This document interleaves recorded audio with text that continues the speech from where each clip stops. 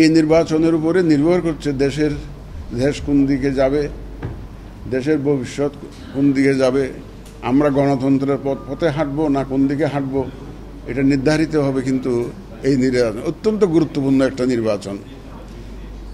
দেশ জাতি আমাদের দিকে তাকিয়ে আছে, ইতিহাস আমাদের দিকে তাকিয়ে আছে। আপনারা জানেন যে আমাদের মাননীয় প্রধান উপদেষ্টা একটা ঐতিহাসিক নির্বাচন, সুষ্ঠু সুন্দর নির্বাচন উপহার দেওয়ার প্রতিশ্রুতি ব্যক্ত করেছেন। আমরা ওনার প্রতিশ্রুতির সাথে একাত্মতা ঘোষণা করেছি এবং ওনার প্রতিশ্রুতি যাতে অক্ষর অক্ষরে পালিত হয় সেভাবেই আমরা প্রস্তুতি নিচ্ছি। প্রথমত আমি ওইভাবে শুরু করি যে নির্বাচন হবে কি হবে না। কোনো এক রাজনৈতিক দলের বক্তব্য থেকে আসছে যে নির্বাচন হবে না। দেখেন, আমরা নির্বাচন কমিশনে আমরা কোনো রাজনৈতিক বক্তব্য দ্বারা গাইডেড না, আমরা কোনো রাজনীতির মধ্যে ঢুকতে চাই না। আমাদের কাজ হচ্ছে সরকার যখন চাচ্ছে আমরা নির্বাচনটা অর্গানাইজ করা আমাদের দায়িত্ব, আমরা এর মধ্যে থাকব, কোনো রাজনৈতিক বিতর্কে আমরা যেতে চাই না।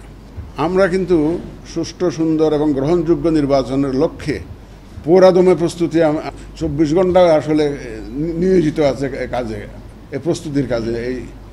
এই সংসদ নির্বাচনটাকে সামনে রেখে যাবতীয় প্রস্তুতি যা যা নেওয়া দরকার আমরা নিয়েছি। যে ভোটার তালিকার যে একটা বিশাল একটা দায়িত্ব ছিল, আমাদের অফিসাররা দিনরাত কষ্ট করে, আপনারা জানেন যে প্রায় যে 77,000-এর অধিক লোক আমরা মাঠে কাজে লাগিয়েছি, 77,000। এদেরকে তো ট্রেন করতে হয়েছিল আমাদেরকে, ওদেরকে ট্রেনিং দেওয়ার পরে কিন্তু আমরা মাঠে নামিয়েছিলাম। আমরা বাড়ি বাড়ি গিয়ে যে হালনাগাদ করেছি, প্রায় 21 লক্ষের মতো মৃত ভোটার আমরা আইডেন্টিফাই করেছি, এগুলো বাদ দিয়েছি। প্রায় মোর দেন 40 লাখ, 44 লক্ষের মতো বোধহয় হবে অ্যাপ্রক্সিমেটলি, যে যারা ভোটার হওয়ার যোগ্য ছিল কিন্তু ভোটার লিস্টে তাদের নাম ছিল না, তাদেরকে আমরা আইডেন্টিফাই করেছি। এগুলো সব মিলিয়ে মোটামুটিভাবে ভোটার তালিকাটা আমরা হালনাগাদ হয়ে গেছে আপনারা বলতে পারেন। এখন একটু কিছু কারেকশন হয়ে আশা করছি যে আমরা যে হয়তো 1-2 সপ্তাহের মধ্যে আপনারা ফাইনাল তালিকাটা পেয়ে যাবেন ইনশাল্লাহ।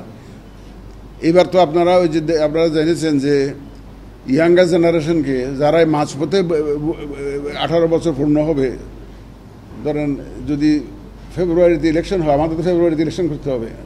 মাননীয় প্রধান উপদেষ্টা অফিস থেকে আমরা একটা চিঠি পেয়েছি যে আগামী ফেব্রুয়ারির প্রথমার্ধে রমজানের আগে যাতে আমরা নির্বাচনটা অনুষ্ঠানের জন্য প্রস্তুতি নেই, ব্যবস্থা করি, সেই অনুরোধ আমাদেরকে জানিয়েছেন।